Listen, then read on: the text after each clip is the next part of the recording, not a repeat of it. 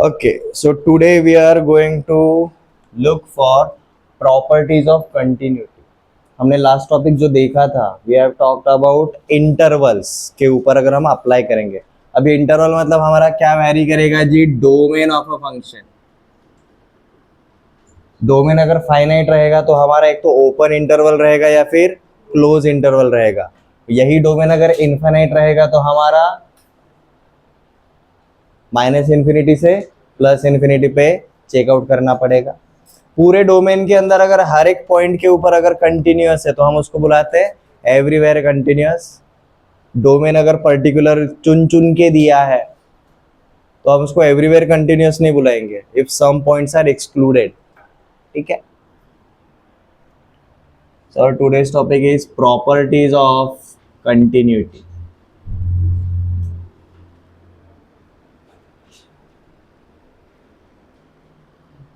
ये कंटिन्यूटी जो भी है वो हम फंक्शन के ऊपर ही चेकआउट करने वाले हैं, तो don't forget about functions. Properties के अंदर वही इन्वॉल्व होने वाला है। Property 1,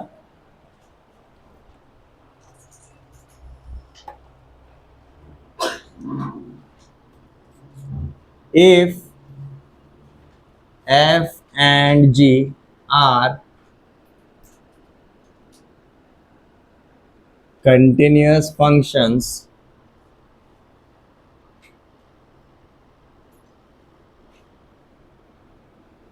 in their common domain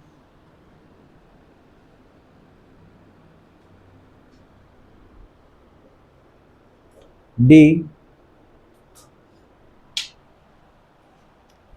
if f and g are, दो से ज्यादा भी हो सकता है, are continuous functions in their common domain D. अब ये जो कॉमन डोमेन है वो इनफाइनाइट भी हो सकता है या फिर फाइनाइट भी हो सकता है। ये क्लियर है?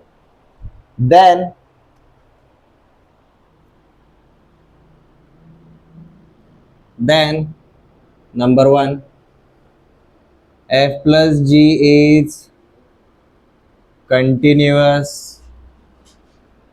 in D domain. Second, f minus g is continuous in domain D. F into g is continuous in D. Fourth, k, scalar k multiplied with f is continuous in common domain D. Fifth,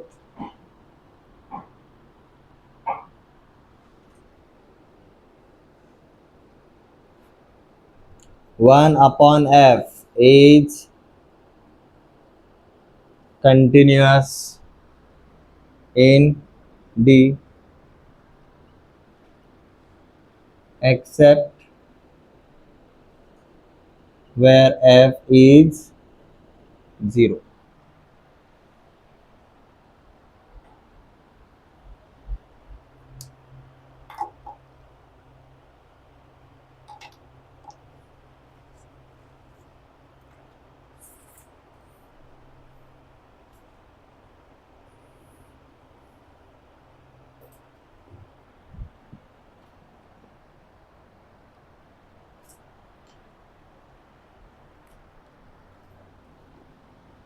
Property number 2,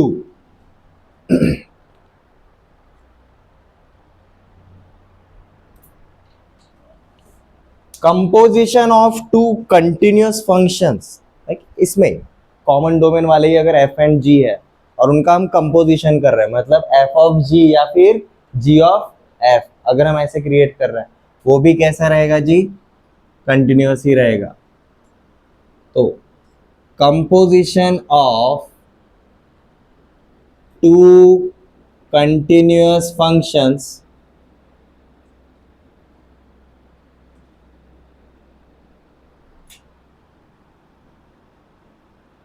in their common domain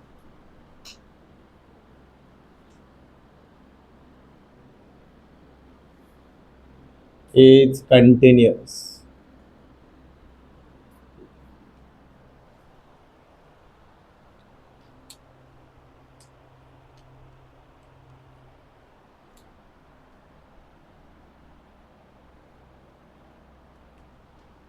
इसको अगर हम पहले वाले के term में अगर understand करेंगे तो बेसिकली यही कहना है, if f is continuous and g is continuous individually, तो इस स्टेटमेंट का मतलब क्या है, f of g and g of f ये फंक्शन भी कैसे रहेंगे, कंटिन्यूअस ही रहेंगे। अब दो है इसलिए ये बने, तीन अगर रहेंगे तो और वैरायटी बनेगा, f of g of h और h of f of g. Likewise अगर तीनों इंडिविजुअली कंटिन्यूअस है कहां पर, उनके डोमेन के अंदर, तो उनका कंपोजिशन भी कैसा रहेगा, कंटिन्यूअस ही रहेगा। यहाँ पर ऑपरेशंस हमने वो लिए जो हम नंबर के ऊपर भी करते हैं। कंपोजिशन ऐसा ऑपरेशन है जो सिर्फ फंक्शन के ऊपर होता है, वो नंबर्स के ऊपर नहीं रहता है। तो दोनों प्रॉपर्टी डाउट रहता है, सर ये इधर ही इंक्लूड क्यों नहीं किया। ठीक है, ये बेसिक ऑपरेशंस है, addition, subtraction, product and division या फिर रेसिप्रोकल। ये स्पेशल सिर्फ फंक्शन के ऊपर अप्लाई होता है। सेकंड प्रॉपर्टी समझ में आ गया।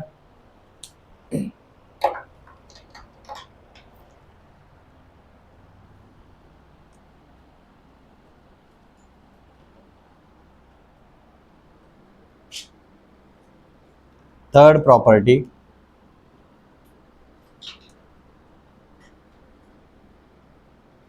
if f of x is continuous in its domain,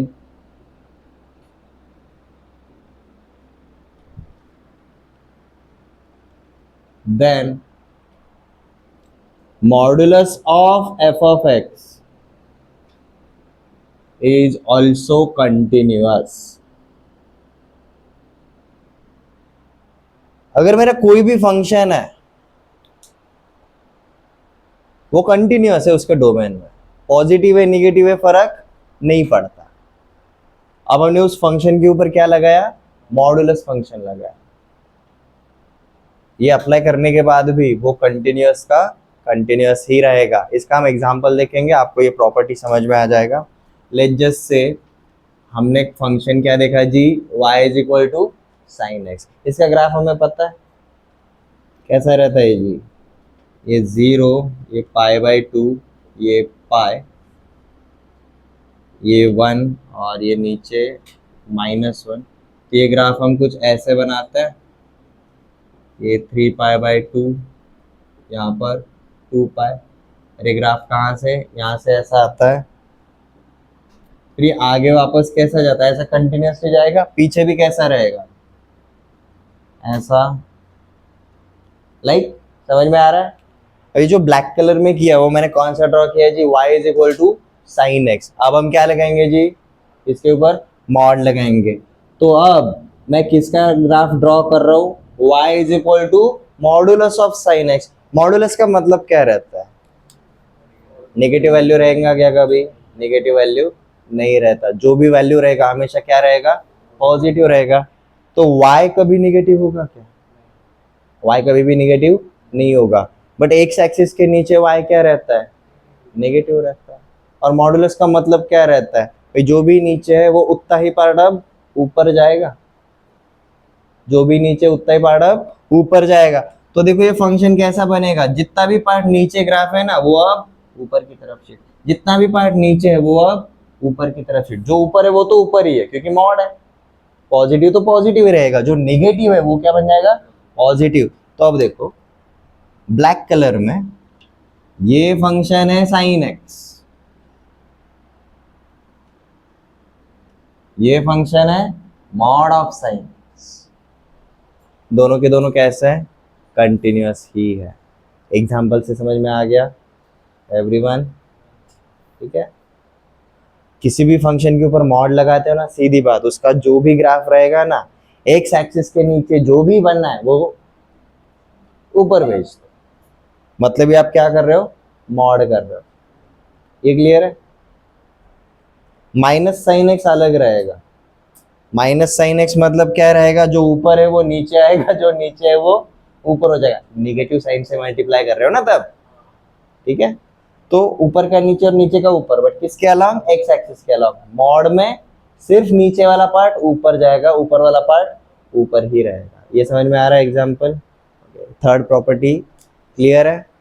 अगर हम मेरा एफ ऑफ एक्स कंटिन्यूअस है तो उसके ऊपर मॉड लगेगा तो वो भी कंटिन्यूअस ही रहेगा। देखो ना, विदाउट पिकिंग अप आपका पेन पेंसिल जो भी है, विदाउट पिकिंग अप आप ग्राफ ड्रॉ कर सकते हो तो वो कंटिन्यूअस है। एग्जाम्पल समझ में आ गया। इफ यू वांट लिखते टाइम एग्जाम्पल भी लिख लो या फिर डायग्राम भी बना लो रेफरेंस के लिए छोटा, क्योंकि क्या होता है मैं अभी थ्योरी लिखवा के दे रहा हूँ, एक्सप्लेन करने के लिए मैंने ये दिखा एंड यू आर लाइक हाँ यार समझ में तो आ गया, पर हमने क्या लिखा, सिर्फ स्टेटमेंट ही लिखा। आफ्टर 2 to 3 days क्या होता है, जब आप वापस से रिवाइज करने के लिए आते हो, आपके पास थियरी है बट आपके पास रेफरेंस के लिए एग्जाम्पल है क्या, नहीं है, ठीक है। कोई नहीं बोल रहा सारे प्रॉपर्टीज एक साथ लिखना है तो कॉम्पैक्ट नोट्स बनाऊंगा, मत करो उस केस में। कॉम्पैक्ट नोट्स आप बाद में वापस से बना सकते हो, अंडरस्टैंडिंग एक बार ढंग से। पहले दोनों प्रॉपर्टीज सिर्फ थ्योरी थे, समझाने की ज्यादा जरूरत नहीं थी। अब अगले वाले जो रहेंगे उसमें ग्राफ रहेगा, एक एक पर्टिकुलर फंक्शन के ऊपर फोकस करेंगे।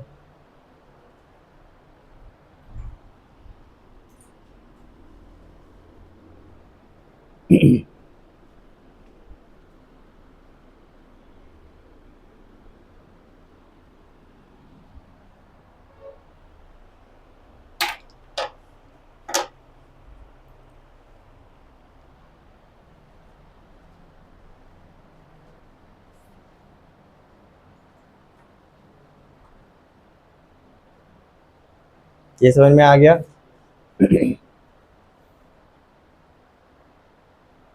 नेक्स्ट प्रॉपर्टी पे चलता है।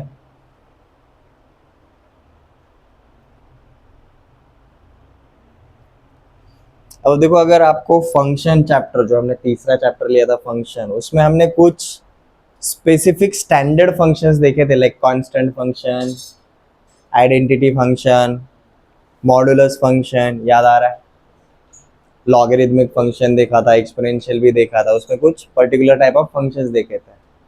अब हम उनके ऊपर आने वाले हैं, वो कैसे है, क्योंकि उनसे बेसिक और कोई फंक्शन हो सकता है क्या, नहीं, उनसे बेसिक और कोई भी फंक्शन नहीं हो सकता। तो नेक्स्ट प्रॉपर्टी, प्रॉपर्टी 4,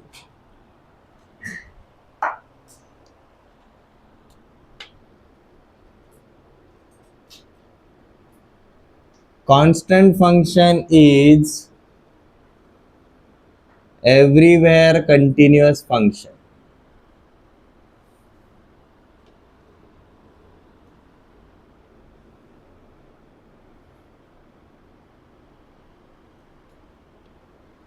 अगले वाले प्रॉपर्टीज बहुत सिंपल है, एक एक फंक्शन के ऊपर फोकस करने वाला है। यहाँ पर अब आप सिर्फ स्टेटमेंट देखोगे तो भी हो जाएगा। कांस्टेंट फंक्शन कैसा रहता है हमारा, अगर ये एक्स एक्सिस वाई एक्सिस है, constant function is this, like y is equal to c, हम ऐसे लिखते हैं। सी अगर पॉजिटिव है तो एक्स एक्सिस के ऊपर रहेगा सी, और सी अगर निगेटिव है तो एक्स एक्सिस के नीचे रहेगा। माइनस इंफिनिटी से प्लस इंफिनिटी पे कोई भी पॉइंट लो, ये कैसा रहेगा, एक स्ट्रेट लाइन रहेगा।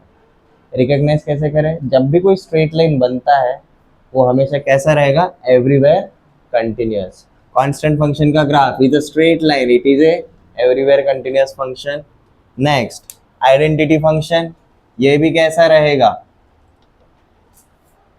Everywhere continuous. तो हम क्या लिखेंगे, identity function is everywhere continuous function।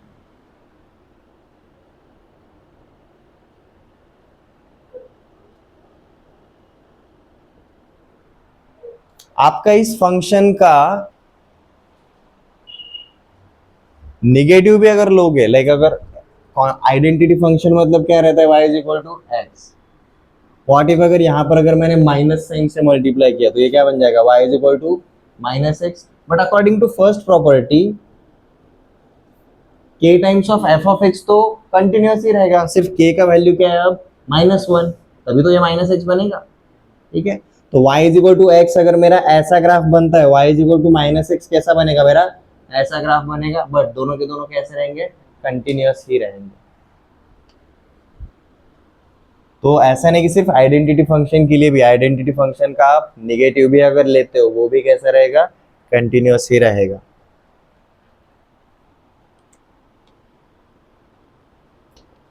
Next modulus function.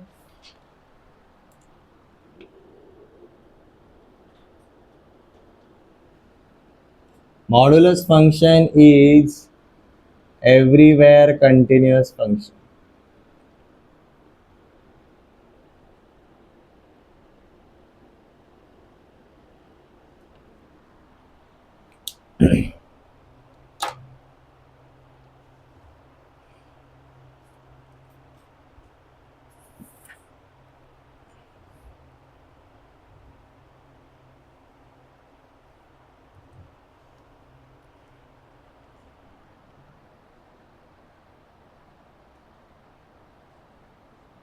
Modulus function is everywhere continuous function.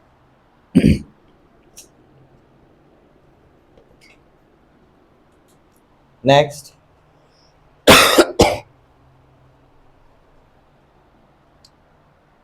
exponential function.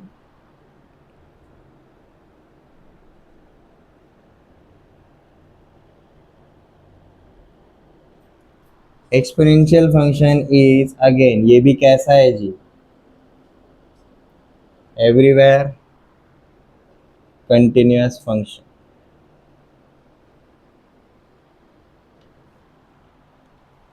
इसका ग्राफ अगर पता रहेगा तो ठीक है, अगर नहीं पता रहेगा तो ध्यान दो।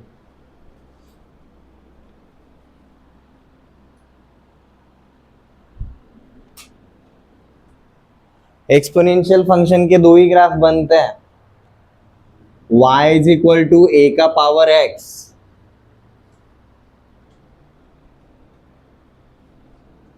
इसके दो ही ग्राफ बनते हैं डिपेंडिंग ऑन हमारा जो a है, ये तो पॉजिटिव है, बट ये लेस देन वन है या ग्रेटर देन वन है, उसके ऊपर डिपेंड करेगा। अब जैसे कि पहला वाला case, if a is less than one, तो हमारा जो ग्राफ रहेगा वो कुछ इस तरीके से जाता है आगे। x जब माइनस इंफिनिटी को जाएगा, y तब प्लस इंफिनिटी की तरफ जा रहा है, और x जैसे जैसे प्लस इंफिनिटी की तरफ जाएगा, y किसको अप्रोच कर रहा है, जीरो को अप्रोच कर रहा है। बट थ्रू एंड थ्रू कहीं पर भी ऐसा पॉइंट है जहां पर वो एग्जिस्ट नहीं कर रहा, या फिर विदाउट ब्रेक जा रहा है, ये बराबर है, विदाउट ब्रेक जा रहा है। Is there any break point, नहीं, so it is everywhere continuous. ये कब, जब a is less than one. What if a is greater than one, तब इसी का क्या हो जाता है, मिरर इमेज हो जाता है। When a is greater than one, तब हमारा ग्राफ बनता है जी कुछ इस तरीके से। This is a graph when a is greater than one. Difference क्या है, अब x जब माइनस इन्फिनिटी को अप्रोच करेगा तब y जीरो को अप्रोच कर रहा है, और x जब प्लस इन्फिनिटी को जा रहा है तब y भी प्लस इन्फिनिटी को जा रहा है। डिफरेंस बस यही है। अगर ये एक्सपोनेंशियल का ग्राफ पता रहेगा, आप सीधा बोल सकते हो exponential function is everywhere continuous, everywhere continuous.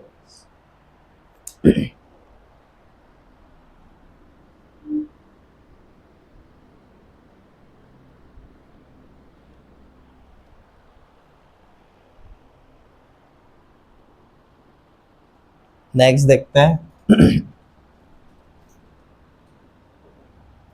Property number 8।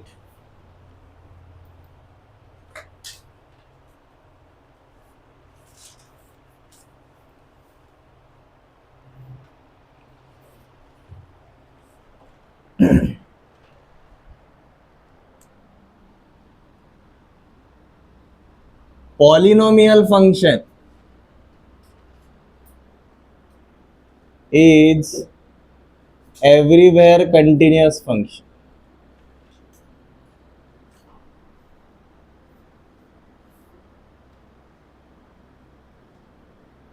अब पॉलिनोमियल फंक्शन मतलब हमारे अलजेब्रिक फंक्शंस। अलजेब्रिक फंक्शंस कैसे रहते हैं, एक्स का पावर एन, एक्स का पावर एन माइनस वन से लेकर एक्स का पावर जीरो तक आता है। ठीक है, मतलब हम देखो भाई किसकी बात कर रहे हैं, we are talking about p of x is equal to a n x का power n, a n minus one x का पावर भी एन माइनस वन, ये ऐसा जाएगा जी up to a three x cube, a two x square, a one x one, a zero x का power zero, ऐसे such kind of function is called as polynomial function. अब हमारे slang language के लिए पॉलिनोमियल फंक्शन मतलब हमारा कौन से टाइप का फंक्शन, अलजेब्रिक फंक्शन। और अलजेब्रिक फंक्शन जब भी रहता है वो कौन से टाइप का रहता है, एवरीवेयर कंटिन्यूअस रहता है। डिपेंडिंग ऑन इट्स डिग्री उसके अंदर उतने बिहेवियर आता है। स्ट्रेट लाइन में डिग्री कितना है, वन, क्योंकि वो इक्वेशन का डिग्री भी क्या है, वन। क्वाड्रेटिक का डिग्री क्या है, टू। ठीक है, क्वाड्रेटिक का जो ग्राफ रहेगा उसमें बिहेवियर भी कितने मिलेंगे, टू मिलेंगे। क्वाड्रेटिक का ग्राफ देखो, एक तो ऐसा बनता है या फिर ऐसा बनता है, याद है। माइनस इन्फिनिटी से ये पॉइंट पे आने तक ग्राफ कैसा है, डिक्रीजिंग है, नीचे हो रहा है, ये एक बिहेवियर। इस पॉइंट के बाद ग्राफ कैसा है, ऊपर है, इंक्रीजिंग बिहेवियर। कितने बिहेवियर है, दो बिहेवियर है। और हमारा क्वाड्रेटिक इक्वेशन का डिग्री क्या रहता है, टू रहता है। अब यहीं पर अगर हमारा कोई क्यूबिकल रहता तो भाई ऐसा ग्राफ रहता, यहां से यहां तक इंक्रीजिंग, यहां से यहां तक डिक्रीजिंग, यहां के बाद वापस से increasing. You will be like sir दो ही तो है, एक तो इंक्रीजिंग है एंड डिक्रीजिंग है। नहीं, बट कितनी बार आ रहा है वो भी तो मैटर करेगा। सेट नहीं देख रहे, ऑर्डर भी तो देख रहा है। इस पॉइंट पे बिहेवियर चेंज हो रहा है, इस पॉइंट पे बिहेवियर चेंज हो रहा है, वो हम आगे देखने वाला है। बट एक आइडिया समझ में आ गया। अलजेब्रिक फंक्शन या फिर polynomial function is what kind of function, it is everywhere continuous function. हमने अब तक जो देखे वो सारे के सारे कौन से टाइप थे, एवरीवेयर कंटिन्यूअस।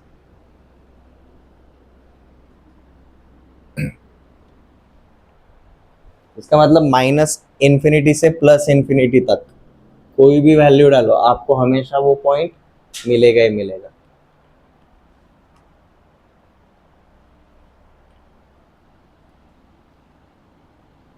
नेक्स्ट, एक्सपोनेंशियल का इनवर्स क्या रहता है, लॉगरिथमिक फंक्शन रहता है। अब हम क्या लिखेंगे जी, logarithmic function is continuous in its domain।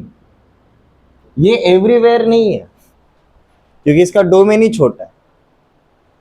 Everywhere में माइनस इन्फिनिटी से प्लस इन्फिनिटी, बट जब रेस्ट्रिक्शन लग रहा है तो हम सिर्फ डोमेन की बात करेंगे, तब ये एवरीवेयर नहीं लगेगा।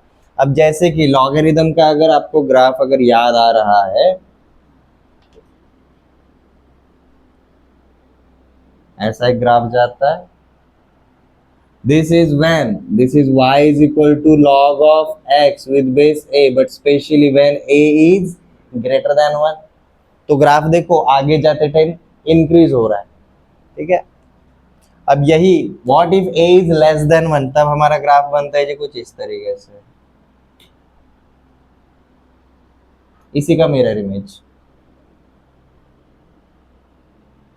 ये नीचे वाला क्या है जी, y is equal to log of x with base a when a is less than 1। अब ये ग्राफ देखो, ये y एक्सिस के लेफ्ट साइड पे ग्राफ है क्या, नहीं है। तो x क्या रहेगा जी, x बिलोंग्स टू 0 से लेकर इंफिनिटी। माइनस इंफिनिटी से प्लस इंफिनिटी था क्या, ये नहीं, ये 0 से लेकर इंफिनिटी। तो इसका डोमेन कैसा है, फाइनाइट है, एक साइड पे तो फाइनाइट है, 0 से छोटा वाला कोई भी पॉइंट नहीं आ रहा है, एक साइड पे इंफिनिटी पे जा रहा है। तो माइनस इंफिनिटी से प्लस इंफिनिटी में ये वाला पार्ट इन्वॉल्व हो रहा है क्या, नहीं हो रहा है। दैट्स वाई लॉगरिथमिक को हम एवरीवेयर नहीं बोलेंगे, क्योंकि इसका डोमेन ही कैसा हो गया, अब देखो ना, आधा हो गया, 0 से उधर इंफिनिटी, 0 से इधर इंफिनिटी, अब आधा तो चला गया। इसलिए इसको हम एवरीवेयर नहीं बुलाते, उसको सिर्फ हम क्या बोलेंगे, कंटिन्यूअस इन इट्स डोमेन। ये क्लियर है?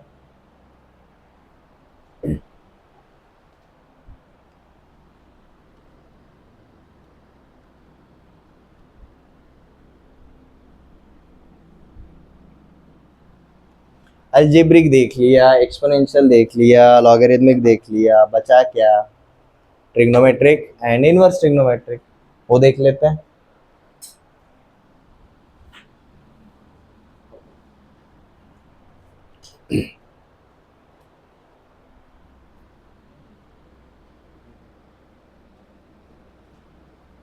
Sign and cosine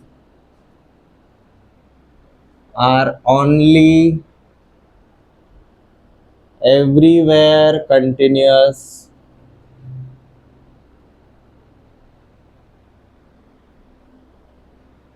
functions of trigonometry.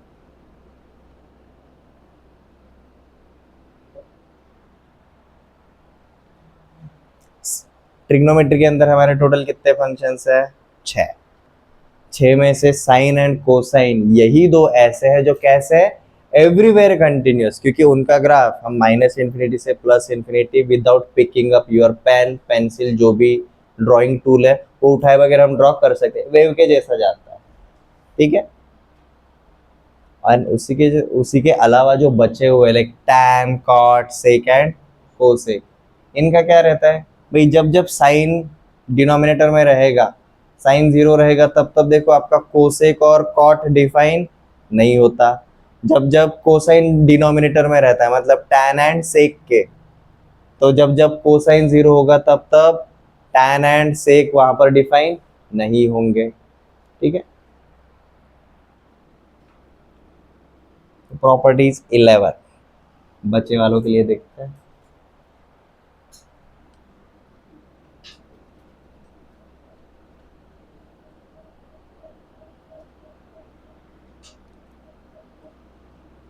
Second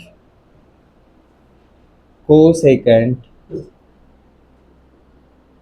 tangent and cotangent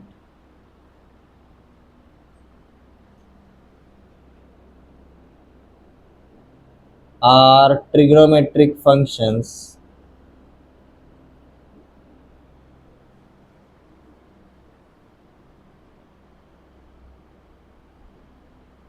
which are continuous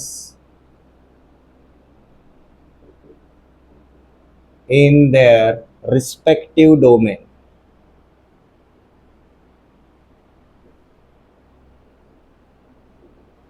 in their respective domain. अब हमने जो टेबल बनाया था याद है ट्रिग्नोमेट्री में, sine cos tan cot sec cosec, ये पहला कॉलम था, उसके आगे और दो कॉलम थे, एक था डोमेन और दूसरा था रेंज। तो जो डोमेन वाला है ना, ये वही पार्ट है। अगर आपको याद है, साइन और कोसाइन का डोमेन था ऑल रियल एंगल्स। हमने सेकंड एंड टेंजेंट के लिए क्या बोला था? सेकंड एंड टेंजेंट के लिए every real angle except for odd multiples of pi by 2, odd multiples of pi by 2, and cosecant के लिए और को टेंजेंट के लिए क्या बोला है?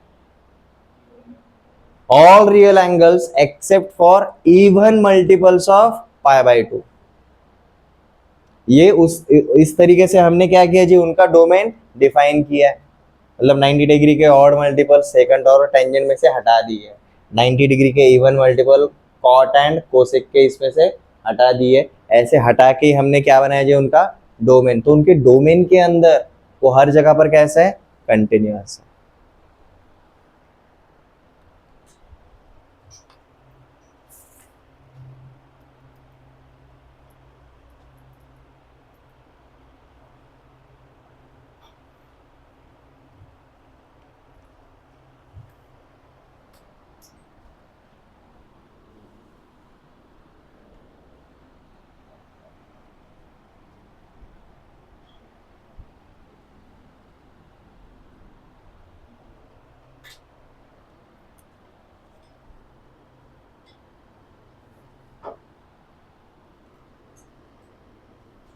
all inverse trigonometric functions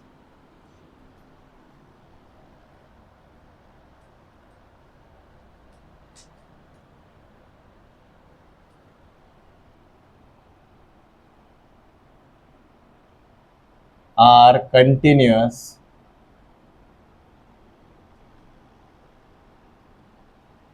in their corresponding domain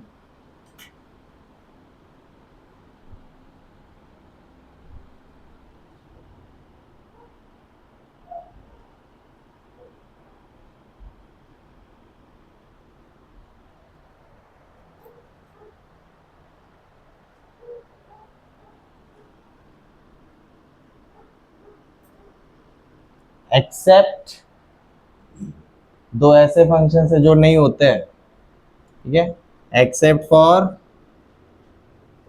sec inverse and cosec inverse, ये दोनों को छोड़ के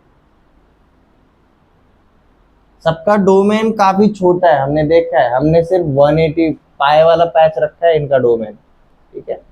अगर आपको याद आ रहा है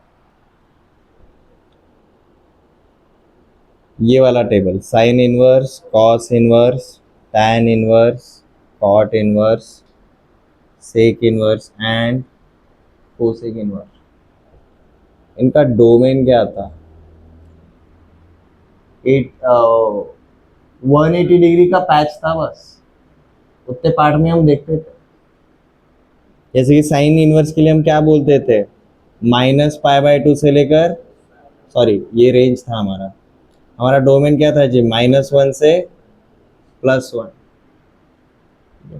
अरे वेट, ये ऊपर वाले स्टेटमेंट में ये हटा दो, एवरीथिंग इज, हर एक रहेगा, हर एक डिफाइन होता ही है, ठीक है। हमारा रेंज अलग से आता है।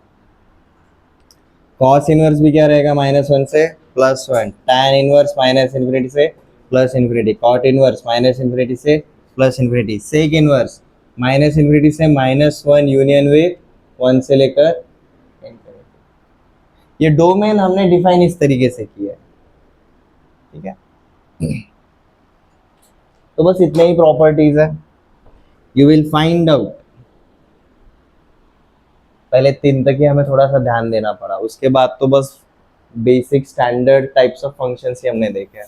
प्रॉपर्टी 1, अगर एफ एंड जी अगर कंटिन्यूअस है तो उसका एडिशन, सब्ट्रैक्शन, मल्टीप्लिकेशन, रेसिप्रोकल या फिर स्केलर मल्टीपल, वो भी कैसा रहेगा, कंटिन्यूअस ही रहेगा। दूसरा, composition of 2 or more continuous functions is also continuous. Number 3, if a function is continuous in its domain, then modulus of same function is also continuous. Third, ये हो गया। अब नेक्स्ट, अब हमारे क्या आते हैं जी, सीधे सीधे स्टेटमेंट है, constant function is everywhere continuous, identity function is everywhere continuous, modulus function is everywhere continuous. इसका मतलब ये रहता है, इस टाइप के फंक्शन आपके जब भी आएंगे आपको सोचने की जरूरत है ही नहीं ये पॉइंट के ऊपर कंटिन्यूटी है कि नहीं, डिफाइन किया है, पता चला भाई ये कैटेगरी में आता है, तो हम सीधा क्या बोलेंगे, इट इज कंटिन्यूअस और नॉट, देखते से बोल सकते हैं, ठीक है। 6 तक देख लिया। नेक्स्ट हमने क्या लिखा जी, exponential function is everywhere continuous, polynomial that is algebraic function is also everywhere continuous. ये 5 हो गए, 3 और 5 8। अब यहाँ से आगे रेस्ट्रिक्शन वाले देख रहे हैं हम।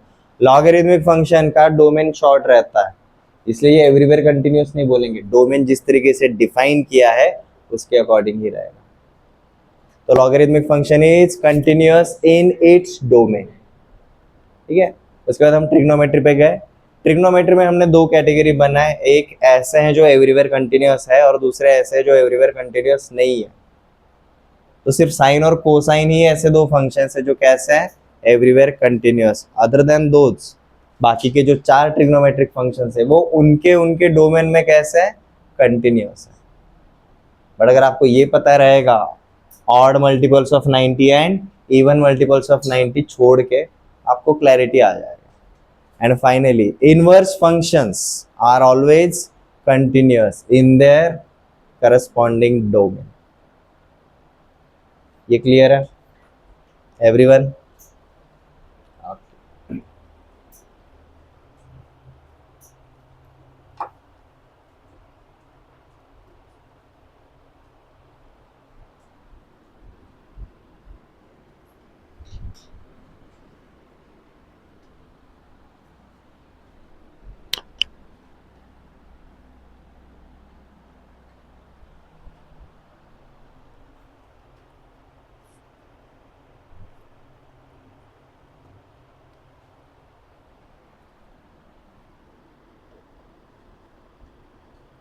Discuss continuity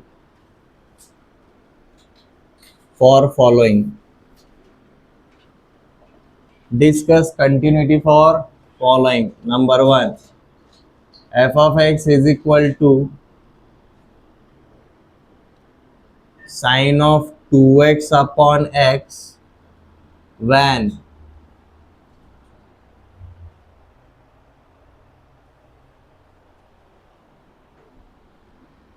x is less than 0 and it is x plus 2 when x is greater than or equal to 0. अब चेंज कहां पर हो रहा है फंक्शन, डोमेन के कौन से पॉइंट पे चेंज हो रहा है, 0 पे. तो कंटिन्यूटी डिस्कस कौन से पॉइंट पे करेंगे, 0 पे. और कंटिन्यूटी के लिए कंडीशन क्या है, left hand limit is equal to value is equal to right hand limit. तो ये तीनों की तीनों चीजें हम x इज इक्वल टू 0 पे ही कैलकुलेट करेंगे. अब ये बताने की जरूरत नहीं है discuss continuity for this function at x is equal to 0. जहां पर चेंज हो रहा है ना, हम उसी पॉइंट पे करेंगे. क्योंकि इसके पहले कौन सा फंक्शन है, x इज इक्वल टू 0 से पहले कौन सा फंक्शन है, साइन वाला फंक्शन है. ठीक है. और भी हमने प्रॉपर्टीज में क्या लिखा है, साइन इज एवरीवेयर कंटिन्यूअस. नीचे क्या फंक्शन है, x is identity function. Identity function is everywhere continuous. And if f is continuous and g is continuous then f upon g ये भी क्या रहेगा, कंटिन्यूअस ही रहेगा except when g is non zero. ये क्लियर है. नीचे कौन सा फंक्शन है, ये स्ट्रेट लाइन है y is equal to x plus two. ये लीनियर अल्जेब्रिक फंक्शन है. हमने जस्ट क्या लिखा, polynomial functions algebraic functions are everywhere continuous. तो मतलब 0 से आगे तो फॉर श्योर हर एक पॉइंट पर कंटिन्यूअस है, 0 से पहले भी हर जगह पर कंटिन्यूअस है. चेंज किधर हो रहा है, 0 पे. आपको सिर्फ 0 पे ही इसका क्या करना है जी, कंटिन्यूटी चेकआउट करना है. ये क्लियर है. ओके. लेफ्ट हैंड लिमिट के लिए आप ये लोगे, वैल्यू के लिए यही लोगे, राइट हैंड लिमिट के लिए भी यही लोगे. समझ में आ गया, करो क्विकली.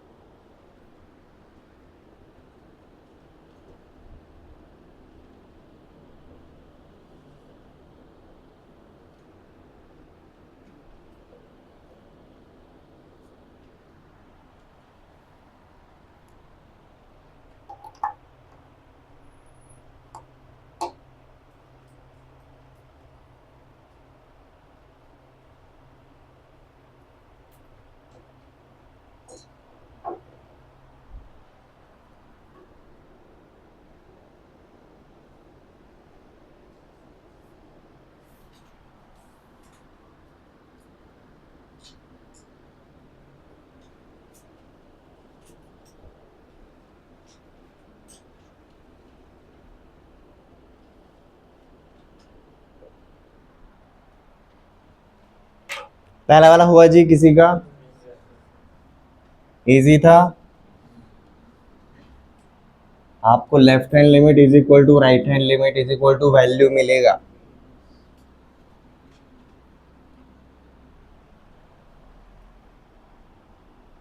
हमें बस क्या करना है जी, लेफ्ट हैंड लिमिट के लिए ये फंक्शन, राइट हैंड लिमिट के लिए ये फंक्शन, ठीक है।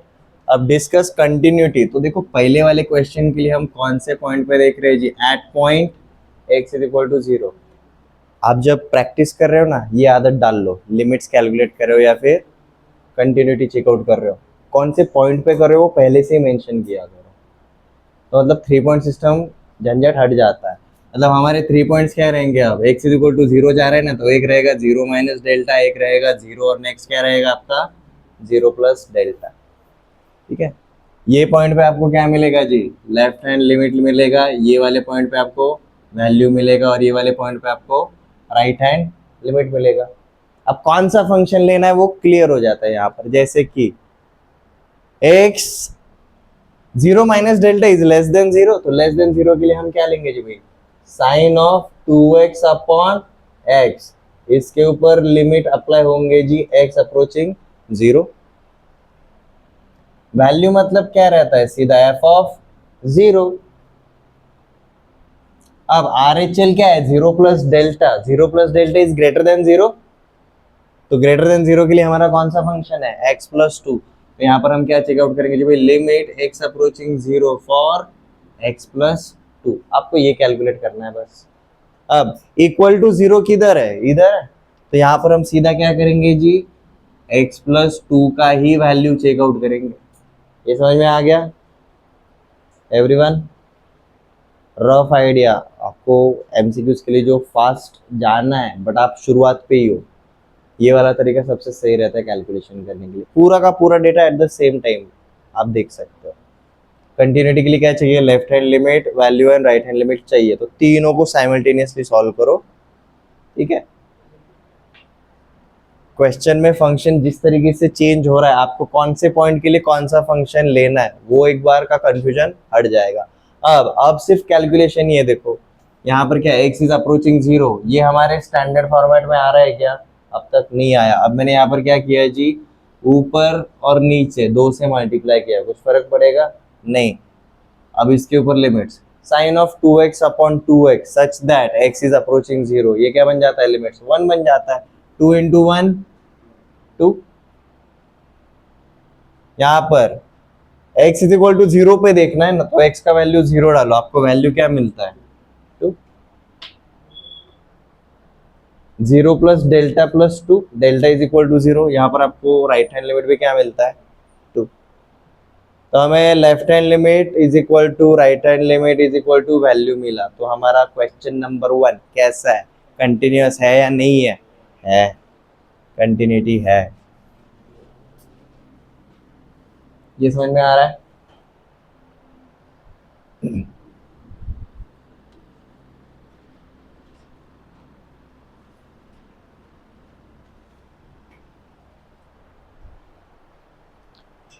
क्वेश्चन नंबर 2 के लिए हम कौन से पॉइंट पे चेकआउट कर रहे हैं? At x is equal to 4 पे चेकआउट कर रहे हैं।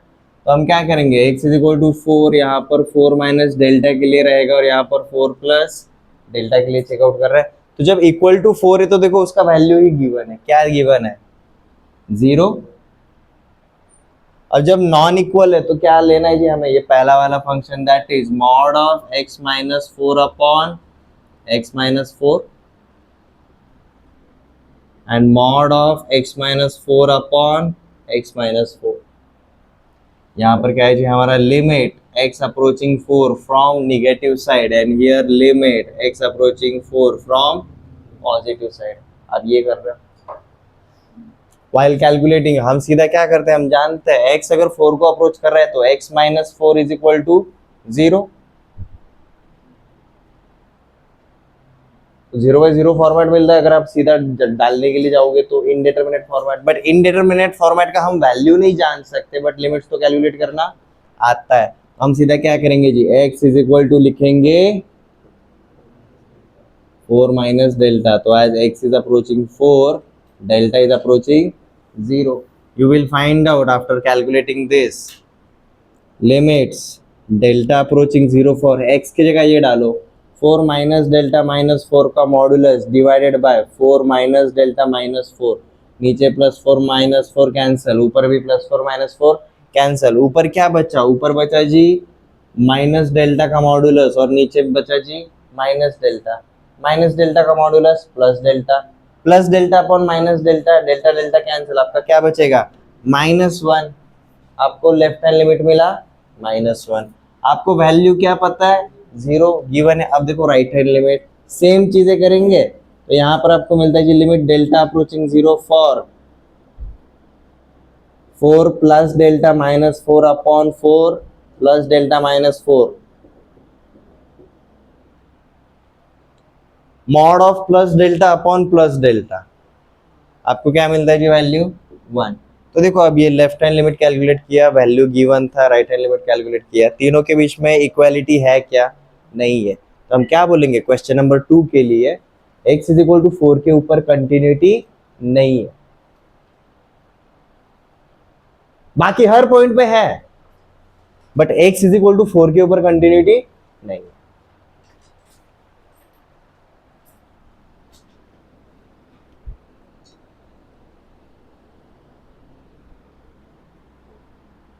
नेक्स्ट थर्ड वाला क्वेश्चन, यहाँ पर हम अगेन जीरो को ही अप्रोच कर रहे हैं। तो जब जीरो रहेगा तो -1 लेना है, जब जीरो नहीं रहेगा तो sin x minus cos x लेना है। तो 3 के लिए हम क्या करें जी, x इज अप्रोचिंग 0, तो सीधा x इज इक्वल टू 0 पे देख रहे हैं, वैल्यू ऑलरेडी गिवन है रेडीमेड दैट इज -1, इसके साथ चेकआउट करना है। x जब नॉन जीरो रहेगा तब हमें क्या लेना है जी, sin x minus cos x such that limits x is approaching 0 from negative side, here limits x is approaching 0 from positive side for sin x minus cos x, सीधा ये apply कर रहे हैं।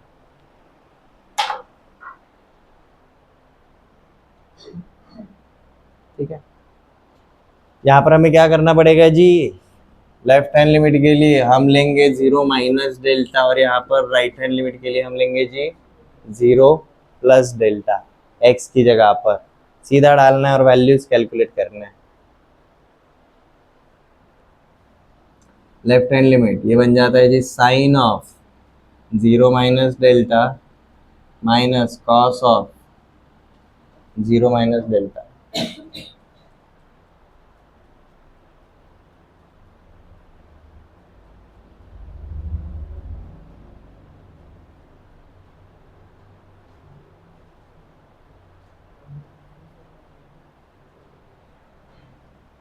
क्या था आपका sine of A minus sine a cos b minus cos A sine b, तो यहाँ पर आपका सिर्फ बचता है जी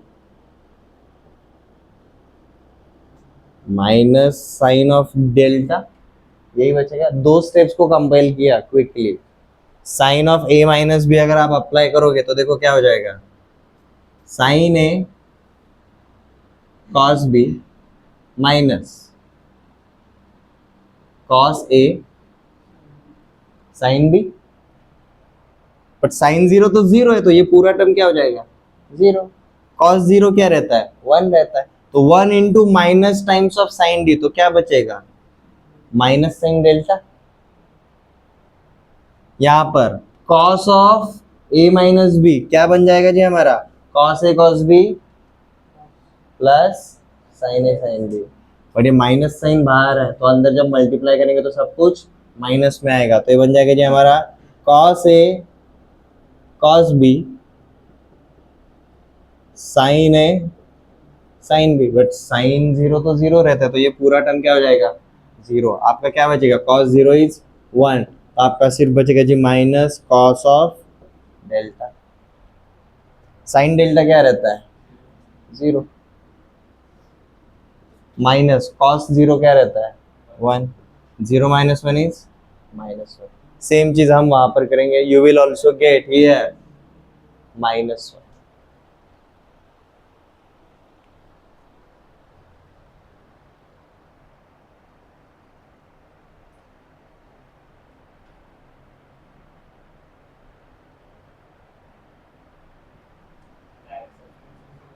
हाँ होता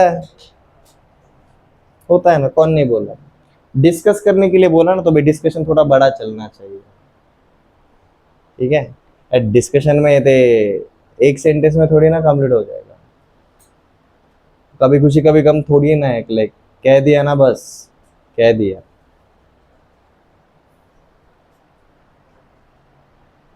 नेक्स्ट,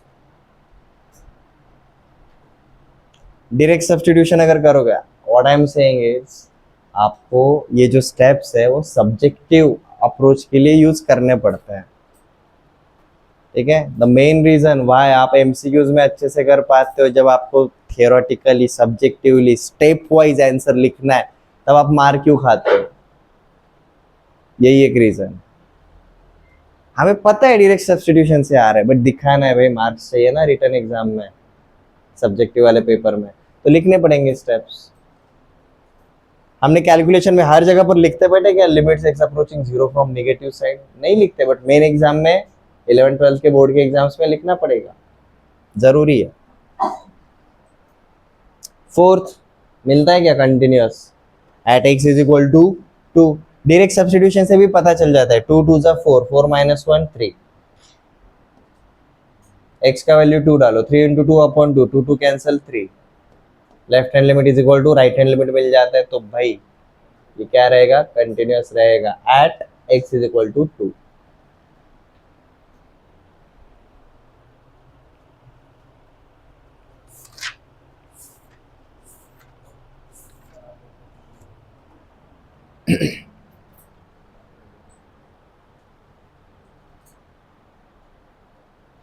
आखिरी वाला टॉपिक ले ले, ये काफी छोटा टॉपिक है, बहुत इजी है, and this is the main reason, ये जो टॉपिक अभी लेने वाला हूँ, this is the main reason जिसके लिए हमने कंटिन्यूटी के शुरुआत में कितने टाइप बनाए थे, चार, जो 4 केसेस बनाए ना हमने शुरुआत में, वो इसी रीजन के लिए बनाए थे, क्योंकि ये टॉपिक बहुत जरूरी है। कंटिन्यूअस है या नहीं है वो कैलकुलेट करना तो आ गया, but there are certain continuities, sorry certain discontinuity, जिसको हम रिमूव कर सकते हैं, मतलब डिसकंटिन्यूअस फंक्शन है, बट अब हम उसको क्या बोलेंगे जी, अब कंटिन्यूअस बना देंगे हम उसको, ठीक है।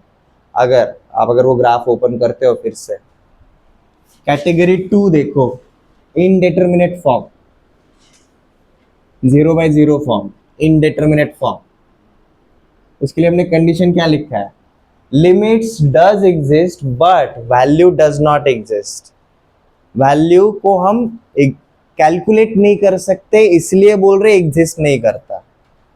Like how can you calculate 0/0, how will you calculate infinity by infinity, ये कर पा रहे क्या हम, नहीं। बट उनका एग्जैक्टली थोड़ा सा पहले वाला पड़ोसी या फिर उनके बाद वाला पड़ोसी वो तो मिल रहा है, बराबर है।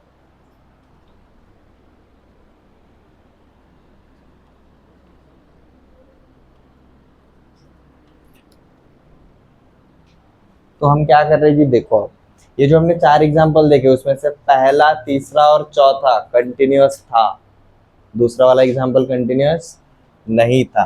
तो कभी कभी क्या रहता है जी, जब जब हमारा फंक्शन कंटिन्यूअस नहीं रहता, तो हम उसको कैसा, डिसकंटिन्यूअस बुलाएंगे, और जो डिसकंटिन्यूअस रहेगा मतलब वो डिसकंटिन्यूटी रहेगा। बट कुछ कुछ डिसकंटिन्यूटी ऐसी रहती है जिनको हम हटा सकते हैं, डिसकंटिन्यूटी को हटाया तो क्या मिलेगा, कंटिन्यूटी मिलेगा। तो our next topic is removable discontinuity. हमारा कंटिन्यूटी है कि नहीं वो तो चेकआउट कर लिया, but there are certain kinds of discontinuity जिनको हम क्या कर सकते हैं जी, रिमूव कर सकते हैं, और रिमूव करने के बाद क्या बनेगा, वो कंटिन्यूअस फंक्शन बन जाएगा उस पर्टिकुलर पॉइंट के ऊपर।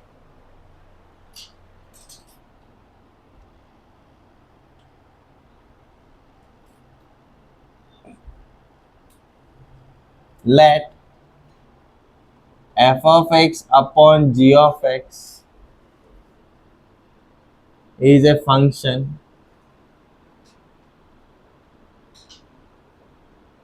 such that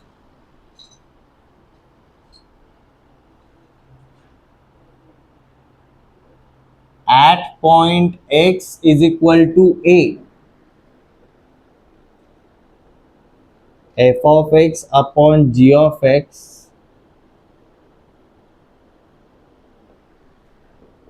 is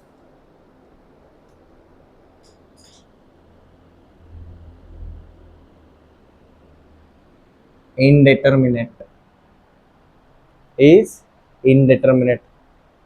उस पॉइंट के ऊपर उसका वैल्यू कैलकुलेट कर पा रहे हैं क्या हम? बिल्कुल नहीं कर पा रहे, ठीक है। बट इनडिटरमिनेट फॉर्म्स हमने जितने भी देखे थे उनके लिमिट्स तो कैलकुलेट कर पा रहे हैं। सेकंड कैटेगरी क्या था? Limits exist but value does not exist, और वैल्यू एग्जिस्ट नहीं करता मतलब कौन सा वाला फॉर्म है? इनडिटरमिनेट फॉर्म, ठीक है। f of x upon g of x is indeterminate, okay, and limits x approaching a for f of x upon g of x exist। ये पूरे स्टेटमेंट में हमने सिर्फ वो सेकंड वाला कंडीशन डिफाइन किया है। क्या बोल रहे हैं? लिमिट्स एग्जिस्ट कर रहे हैं बट वैल्यू इज इनडिटरमिनेट, या फिर वो एग्जिस्ट नहीं करता। ये क्लियर है? अब लिमिट्स एग्जिस्ट कर रहे हैं तो इसका मतलब क्या रहेगा? अकॉर्डिंग टू, ध्यान देना, 3 पॉइंट सिस्टम के हिसाब से अगर देखेंगे तो यहाँ पर आपका वैल्यू एग्जिस्ट कर रहा है क्या?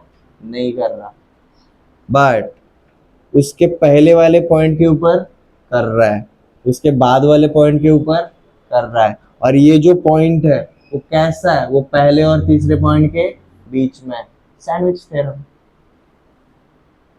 Because delta is so small, ये पॉइंट इधर भी नहीं, इधर किधर तो है, ये पॉइंट भी इधर भी नहीं, इधर किधर तो है। Like first and 3 sandwich theorem, सीधा पास में आ रहा है। तो एक सेकंड पॉइंट का अगर वैल्यू नहीं मिल रहा है तो 1 एंड 3 की मदद लेंगे, और अगर 1 एंड 3 अगर सेम है तो ऑब्वियसली हम सेकंड का भी वैल्यू क्या बोल सकते हैं? Equal to limits, equal to limits बोल सकते हैं। तो ऐसे टाइप का जो डिसकंटिन्यूटी रहता है उसी को हम क्या बुलाते हैं जी? रिमूवेबल। ये काफी छोटा कंसेप्ट है बट बहुत जरूरी है, ठीक है। तो हमने क्या लिखा? इसका वैल्यू एग्जिस्ट नहीं करता बट इसके लिमिट्स एग्जिस्ट करते हैं। दोनों होने चाहिए, चाहे तो यहाँ पर ऐसा लिख दो जी, that is limit x approaching a from negative side for f of x upon g of x is equal to limit x approaching a from positive side for f of x upon g of x। आपका left hand limit and right hand limit exist कर रहे हैं but आपका क्या exist नहीं कर रहा? Value ही exist नहीं कर रहा। आपका f of a upon g of a exist ही नहीं करता। ये कंटिन्यूटी नहीं रहेगा, ये क्या रहेगा? This is the condition for discontinuity.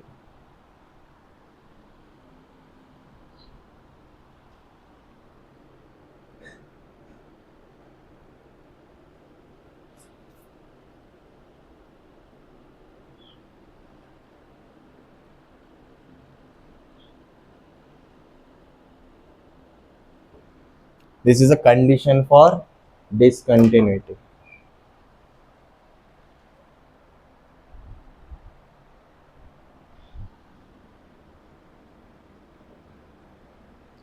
Such type of discontinuity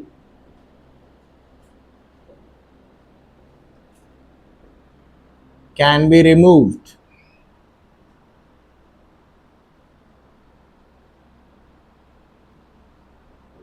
if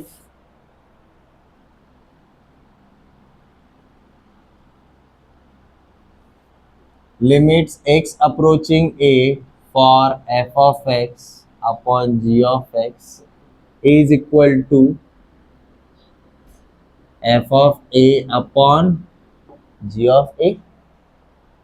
पहले ये इनडिटरमिनेट फॉर्मेट आ रहा था, मतलब हम कैलकुलेट ही नहीं कर पा रहे थे। लिमिट्स तो कैलकुलेट कर पा रहे हैं, नंबर 1 एंड नंबर 3 वाला पॉइंट, 3 पॉइंट सिस्टम में से पहले और तीसरे पॉइंट का तो वैल्यू निकाल पा रहा है, सेकंड पे नहीं कर पा रहा है ना, तो हम सीधा क्या करेंगे, सैंडविच थ्योरम अप्लाई करेंगे। भाई सेकंड का वही वैल्यू है जो पहले और तीसरे का है, ठीक है। बट कंडीशन भी क्या है, पहले और तीसरे का वैल्यू भी क्या होना चाहिए, सेम होना चाहिए। तो जो हमने 4 टाइपोलॉजी देखे उसमें से सिर्फ दूसरे वाले टाइप के लिए बनता है, तीसरे वाले के लिए नहीं बनेगा। तीसरे वाले में left hand limit right hand limit same नहीं थे, वहां पर ये कंटिन्यूटी सॉरी डिसकंटिन्यूटी रिमूव नहीं कर सकते। रिमूवेबल डिसकंटिन्यूटी कब है, जब वैल्यू एग्जिस्ट नहीं करता but left hand limit and right hand limit exist करते हैं और साथ में इक्वल है, ये तभी होगा। अगर ये अनइक्वल रहेंगे तो ये रिमूवेबल डिसकंटिन्यूटी नहीं होगा, ये भी हम लिखेंगे, ठीक है। तो हम क्या कर सकते हैं जी, हम सीधा लिमिट्स को किसके साथ कंपेयर करेंगे, हम लिमिट्स इज इक्वल टू ही क्या बोल के चलेंगे जी, वैल्यू एट दैट पॉइंट। ये ऐसा करोगे आपका जो पहले यहाँ पर डिसकंटिन्यूटी था वो क्या हो जाएगा, ब्रेक हो जाएगा, रिमूव हो जाएगा। ये क्लियर है।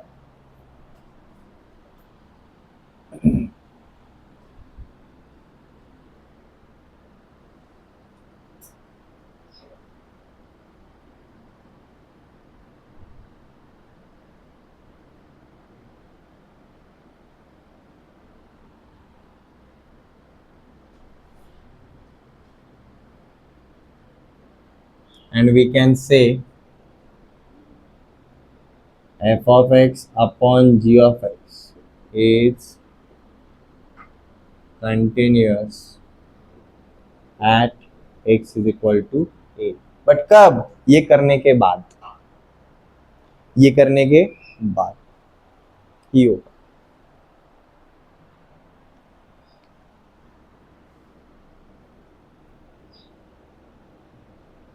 If limit x approaching a from negative side for f of x upon g of x is not equal to limit x approaching a from positive side for f of x upon g of x,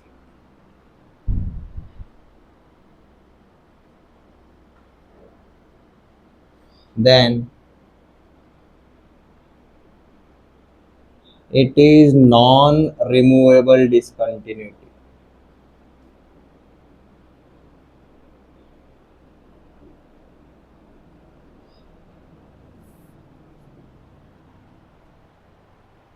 left hand limit and right hand limit अगर same है ही नहीं, आप discontinuity को remove कर ही नहीं सकते, उनका same होना जरूरी है फॉर रिमूविंग डिसकंटिन्यूटी। क्योंकि देखो ना हमारा कंटिन्यूटी का कंडीशन क्या है, left hand limit is equal to value is equal to right hand limit. Left hand limit and right hand limit तो सेम चाहिए ही चाहिए। हमें सिर्फ वैल्यू अगर नहीं रहता तो हम सैंडविच थ्योरम अप्लाई करके वैल्यू लेकर आते हैं, इक्वेट डाल देते हैं, इक्वल कर देते हैं, क्या कर देते हैं, limits is equal to value. Limits मतलब बोथ लिमिट्स, क्योंकि वो तो कंडीशन ऑलरेडी गिवन है। ऐसे टाइप का ही जो डिसकंटिन्यूटी रहेगा उसको हम क्या कर सकते हैं, रिमूव कर सकते हैं। ये क्लियर है, ओके। कंटिन्यूटी हमारा इतना ही रहता है। नेक्स्ट लेक्चर में हम कहाँ से शुरुआत करेंगे, डिफरेंशिएबिलिटी। डिफरेंशिएबिलिटी, ठीक है। लिमिट्स कैलकुलेशन देखा, उसके 4 केसेस बने, उसमें से चौथा case special case for continuity. अब कंटिन्यूटी में जब हम है वहां पर अगेन हम किन को यूज करेंगे, 3 पॉइंट सिस्टम को यूज करेंगे फॉर अंडरस्टैंडिंग डिफरेंशिएबिलिटी, ठीक है। यहाँ तक किसी को कोई डाउट, ठीक है। कंटिन्यूटी कंप्लीट हो चुका है।